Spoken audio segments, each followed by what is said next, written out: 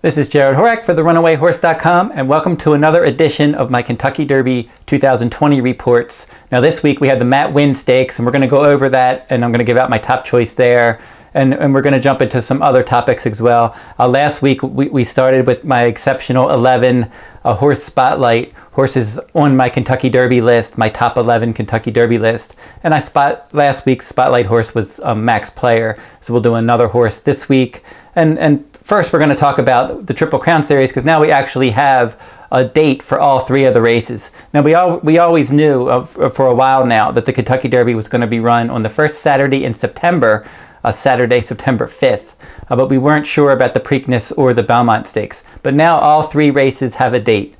So the Preakness Stakes, they announced last weekend, and we mentioned that in our last video. And then our last couple of Derby reports, we mentioned that October 3rd was going to be a likely date for the Preakness Stakes, and that's the date that they chose. 4 weeks after the Kentucky Derby, the Preakness will now be the final leg of the Triple Crown.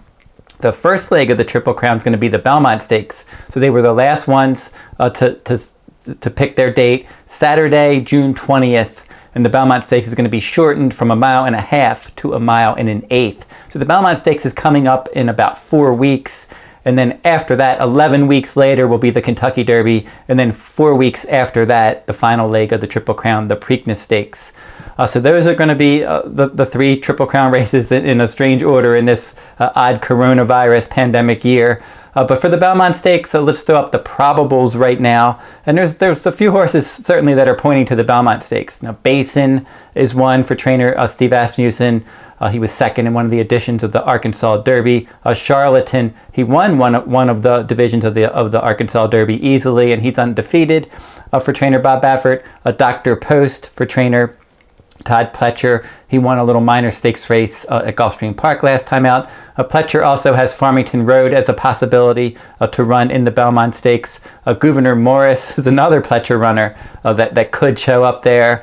Max Player, he was the one that was my spotlight horse last week. I mentioned that he could possibly run in the Matt Winn, but he's a New York horse, and they always wanted to run in the Belmont, so the Belmont could be his next start. A Modernist for trainer Bill Mott could show up there. Another one for Bob Baffert, Nadal. He won the faster division of the Arkansas Derby, and he's undefeated as well. Chivalry showed good speed and hung in there in the Florida Derby, so he would be a pace factor. Sol Volante would be a late runner if he shows up here. And then Tiz the Law. He won earlier this year. He won the Florida Derby, and he would be one of the favorites, probably with Charlatan and Nadal, looking at the horses that are probables for the Belmont Stakes. So now let's jump over and talk about the Matt Winn Stakes.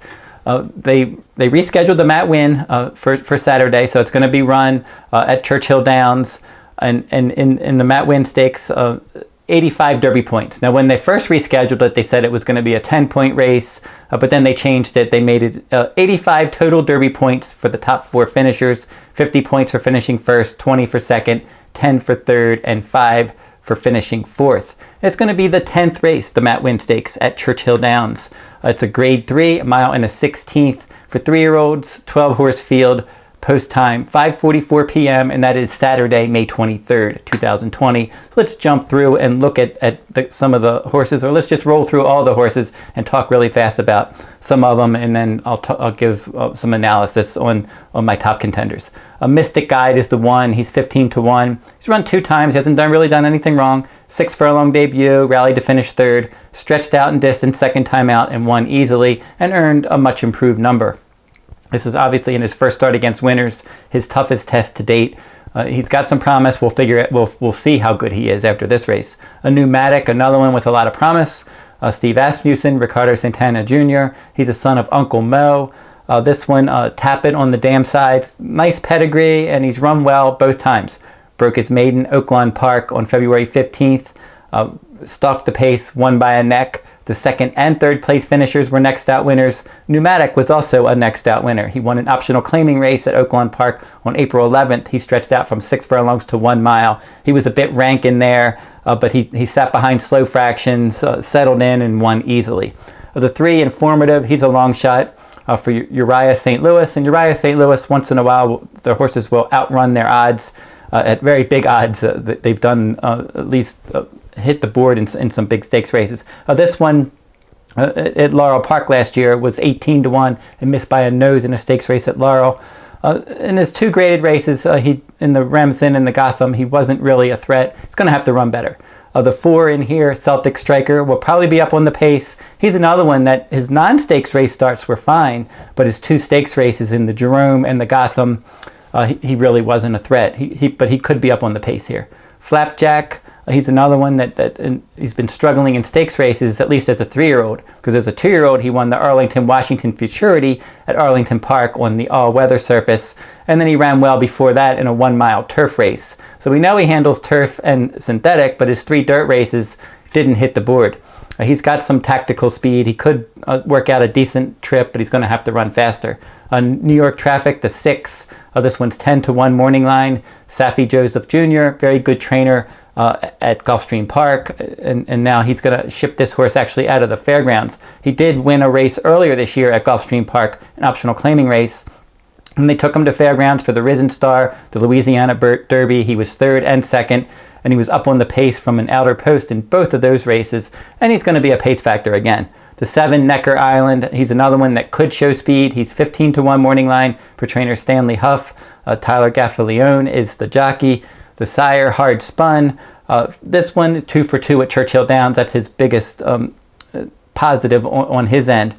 So he certainly likes Churchill Downs. But against Stakes Company, he's 0 for 3. He really hasn't been a threat in the stakes ranks yet.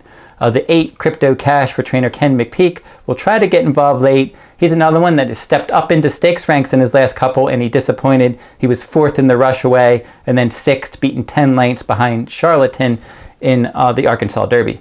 Shake Some Action for trainer Brad Cox.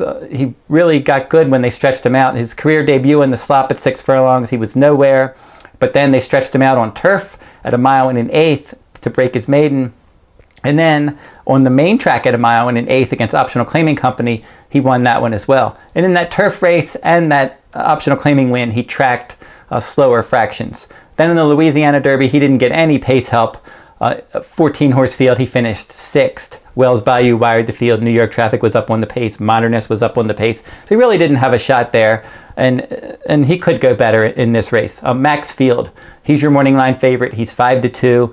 I like Maxfield. He's been on my Kentucky Derby list since I started it last September. A lot of promise for this one. It's just a question of, is he ready to go off of a long layoff? Won both of his starts from off the pace easily as a 2-year-old.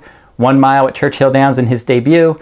And then in the Breeders' Futurity at Keeneland, he easily defeated Gouverneur Morris.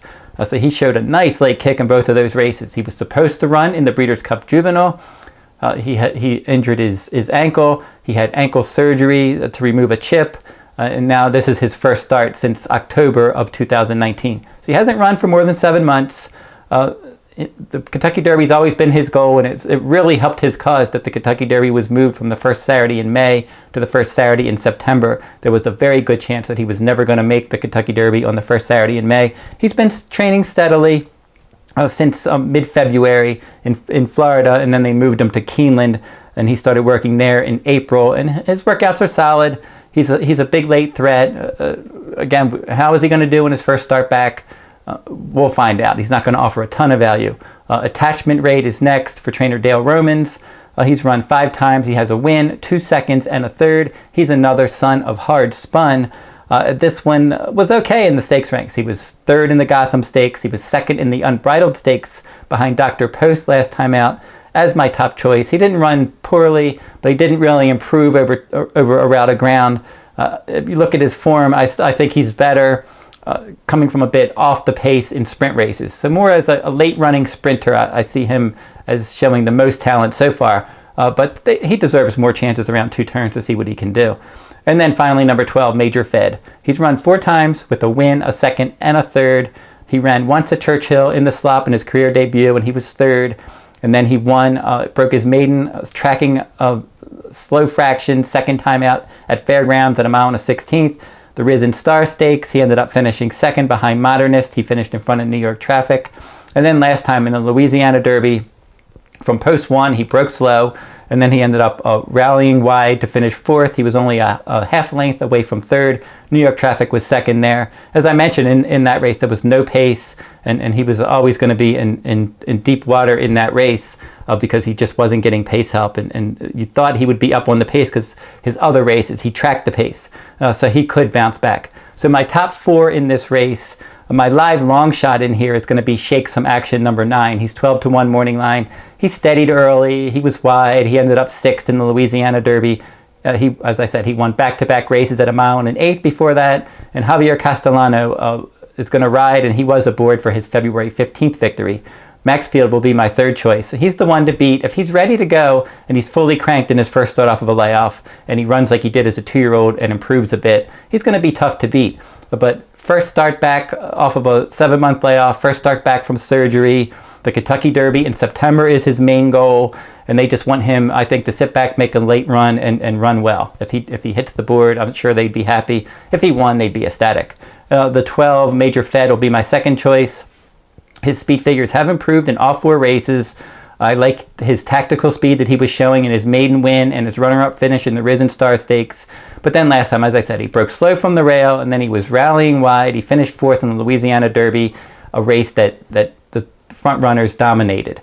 So now he's got to work out a trip from post 12. That's the main negative. But Joel Rosario, now he knows him, and I think if he breaks clean and he can stalk the pace, I think he can run a better race. But I'm going to go with the 2 Pneumatic. He seems to have a lot of upside for Steve Asmussen. His speed figures in both starts were pretty solid at Oaklawn Park. As I said, he beat a couple of next out winners in his dirt sprint debut, and then he also came back to win when they stretched him out in distance at 1 mile on April 11th. I like his tactical speed, his inner post, and he could offer a hint of value in here. He's 4-1 morning line. You would expect that that's going to hold up. Maxfield's going to be the favorite. Major Fed will take some money. Pneumatic will take some money. The money will be spread around a bit on some of the other horses. And so Pneumatic will be my top choice in the Matt Winn Stakes. Now, as I mentioned, my exceptional 11 horse spotlight. Last week, we talked about Max Player. This week, Farmington Road is going to be my spotlight horse. He's been on my list for a while now.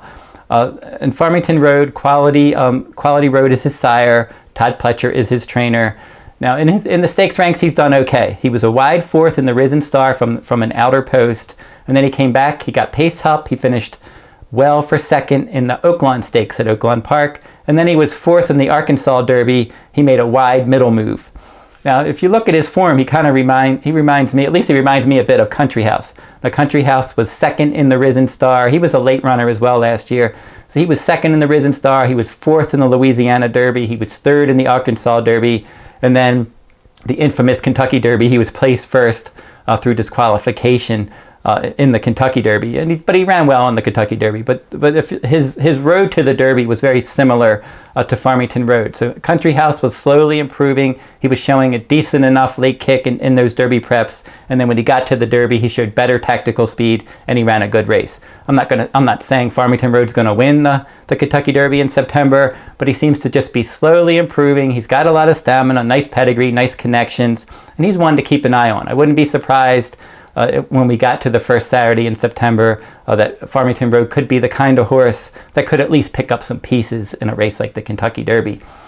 So go over to the runawayhorse.com if you're interested in my full cards from Santa Anita. Santa Anita resumed last week, and my full card analysis is available at the runawayhorse.com from Santa Anita Park. My free pick page from California. So if you go over to the runawayhorse.com, I have a California page, and I'm posting free picks, 1 pick daily from Santa Anita.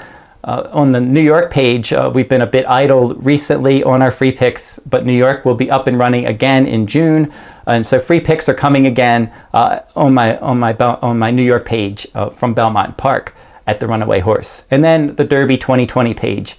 If you're interested in my Derby and Oaks, Kentucky Derby, Kentucky Oaks blogs and videos, I post all of them there at therunawayhorse.com on my Kentucky Derby 2020 page. So if you like this video, give me a thumbs up, subscribe to my YouTube channel, make some comments in the comments section. Who do you like in the Matt Winn? Who do you like on the road to Kentucky Derby 2020? That will wrap up this week's video. Next week, I'll be back with another Derby report. We'll do a recap of the Matt Winn, another horse from the Horse Spotlight from my list, and other news from the Kentucky Derby and the Triple Crown series this year. So until then, good luck at the races.